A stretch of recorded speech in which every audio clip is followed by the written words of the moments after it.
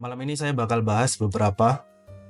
Yang pertama, ini pertanyaan yang sering banget ditanyain sampai sekarang adalah drawdown harian.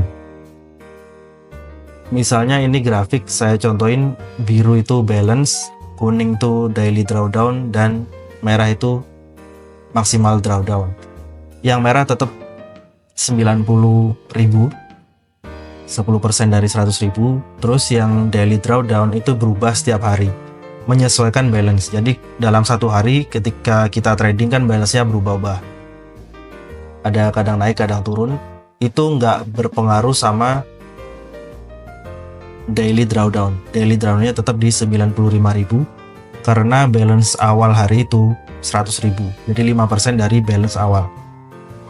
Tapi di hari kedua karena kita udah trading, udah profit sekian persen, itu daily drawdownnya 5% dari balance di awal hari. Di sini mungkin sekitar 5%. Misalnya sini profit sekitar 5%. Daily drawdownnya berubah jadi 5% dari 105.000. Di hari ketiga juga sama. Kita trading naik ke 110, ke daily drawdownnya juga ngikutin. Yang diskualifikasi itu equity yang kena daily drawdown, bukan balance-nya. Meskipun balance itu kena lebih rendah dari daily drawdown, tapi kalau equity-nya lebih tinggi, itu masih nggak apa-apa, karena yang dilihat adalah equity.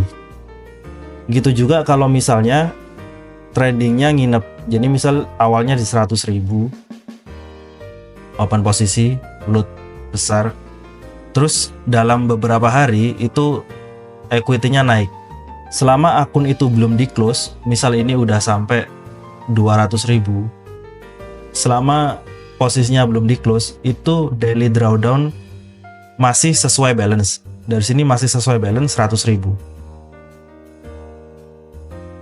Daily drawdownnya tetap di bawah 95.000. Meskipun dari 200.000 ini dia turun,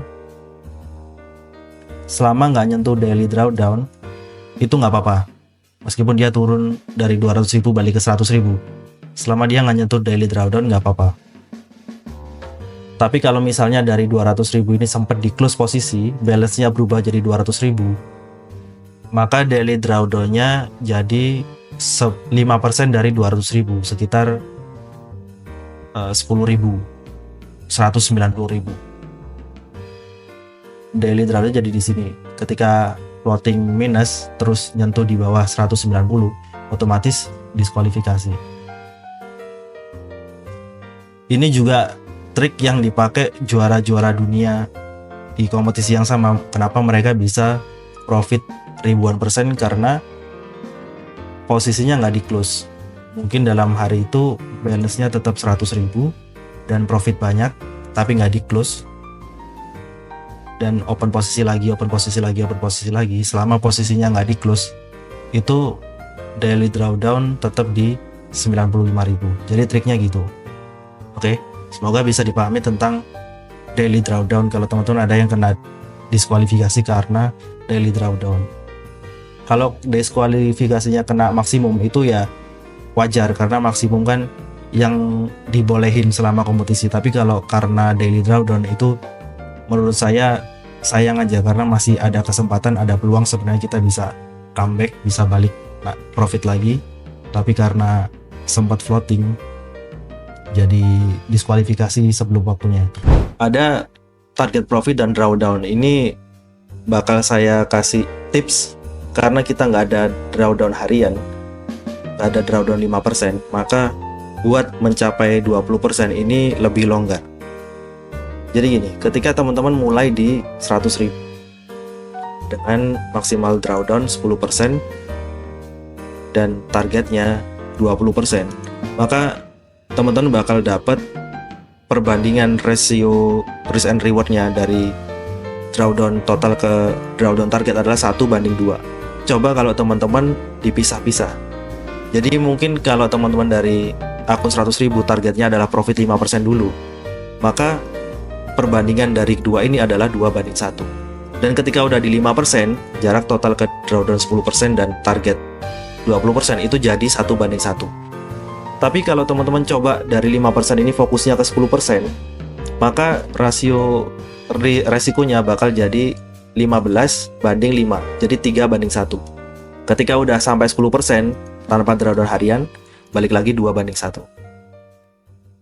Manajemen resiko itu adalah fungsinya biar kita bertahan lebih lama di market. Ibaratnya kalau orang jual es teler, itu kalau cuaca panas itu laris, bahkan sehari bisa laku 200 porsi, profitnya bisa 200% dan sebagainya. Tapi kalau musim hujan bisa-bisa es teler ini nggak laku. Tapi apakah gara-gara es telernya nggak enak? Nggak juga, karena ternyata waktu panas, waktu musim kemarau itu laku. Berarti masalahnya bukan di teknik, masalahnya adalah waktu, bentuk marketnya nggak sesuai.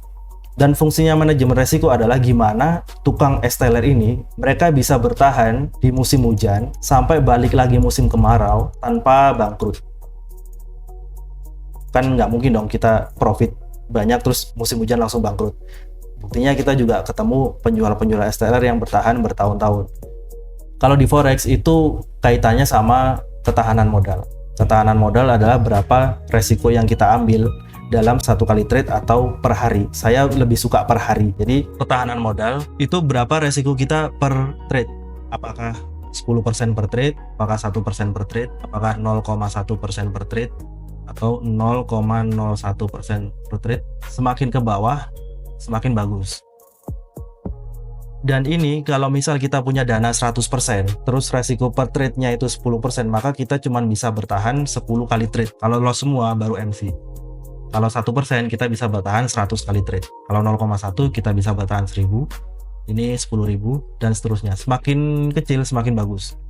Manajemen resiko ini bisa per trade atau per hari. Jadi 1% per hari. Artinya dalam hari itu kita bisa open banyak posisi. Tapi kalau udah loss 1%, stop. Kita lanjut trading hari lain. Saya biasanya pakai antara 1 sama 0,1. Mungkin lebih ke 1 ya. Per hari, berarti saya bisa bertahan 100 hari atau sekitar 6 bulan. Kalau setiap hari loss 1%. Lalu buat lot hubungannya berbanding terbalik sama pips. Semakin besar pips, semakin lotnya kecil 0,01, maka jarak pipsnya bisa banyak. Ketika ini kesentuh, maka loss kita cuma 1%. Semakin besar lotnya, maka jarak pipsnya semakin kecil. Kalau SL-nya kesentuh, loss kita tetap 1% karena udah kita batasi. Mana yang ideal, berapa pips yang ideal, berapa lots yang ideal. Ini disesuaikan sama bentuk market dari strategi kita. Itu perlu diuji karena strategi kita beda. Jadi saya nggak bisa ngasih sesuatu yang langsung harus ini, harus itu. Kita lihat dulu strateginya apa. Jualannya tadi apa? Apakah jualan es teler atau nasi goreng atau apa. Dan setiap titik yang mau kita tes itu harus diuji 100 kali atau 100 hari. Supaya kita bisa dapat win rate. Dan paling penting adalah profit factor. Semakin tinggi profit factor semakin bagus. Intinya ada di profit factor. Lalu kita pakai yang profit factornya paling besar. Karena profit factor ini yang bikin kita profit sebenarnya adalah profit factor. Semakin besar semakin bagus. Kita harus ingat setiap kita entry itu ada dua kemungkinan, profit sama loss. Semakin kita banyak entry, semakin banyak peluang kita loss juga. Kalau kita entry terus kena loss, terus ada keinginan buat entry lagi, kita harus siap sama konsekuensi kalau kita bakal dapat loss lagi. Tinggal ketahanan modal tadi, kalau kita dalam satu hari mau batasin berapa. Kalau satu hari 10%, terus satu kali loss kita loss 1% misal, berarti masih boleh open 9 kali lagi. Itu batasnya, karena kita udah bikin sistem yang ketahanan modalnya 10% per hari. Tapi kalau emang cuman 1% sehari terus sekali loss udah habis 1%, ya udah kita nggak boleh trading lagi. Itu perlu disiplin. Lebih enak kalau kita udah punya data, maka kita bisa tahu berapa kali kita loss consecutive profit sama consecutive loss. Dan ini acak. Jadi misal kita 100 kali open posisi, itu nggak bisa dilihat apakah trade pertama itu profit loss. Ini nggak bisa. Jadi dalam 100 kali open posisi itu hasilnya acak, profit loss itu acak. Ketika dapat konsekutif profit dan konsekutif loss itu juga acak, nggak bisa dianalisa. Yang penting adalah ketika kita udah punya profit factor dalam 100 kali trade, saya profit $40, maka kita tinggal trade 100 kali apapun hasilnya, itu di ujung setelah trade ke 100 itu kita bakal profit $40. Dan dari ini 100 kali trade itu juga kita bakal ketemu trade kita itu paling banyak lossnya berapa kali. Tetap ada kemungkinan, ada peluang dari 100 kali trade itu 50 trade pertama itu loss semua, loss 10 pertama, 20 pertama, 50 trade pertama itu loss semua, itu masih bisa. Karena mungkin ini dari 100 trade, kita perlu ingat kalau 100 trade itu bagian dari 1000 trade dan seterusnya. Jadi kita nggak bisa lari dari konsekuensi. Setiap kita open posisi masih ada peluang loss. Makanya kita harus disiplin, kita tentuin batas loss harian ini berapa. Kalau kita udah punya data, tinggal tentuin profit faktornya berapa. Percuma kalau teman-teman nggak punya profit faktor, terus udah trade ternyata waktu dihitung pakai data yang punya itu profit faktornya kurang dari 1, 0,67 misal. Artinya ini minus. Dalam jangka panjang teman-teman bakal loss terus secara data kayak gitu.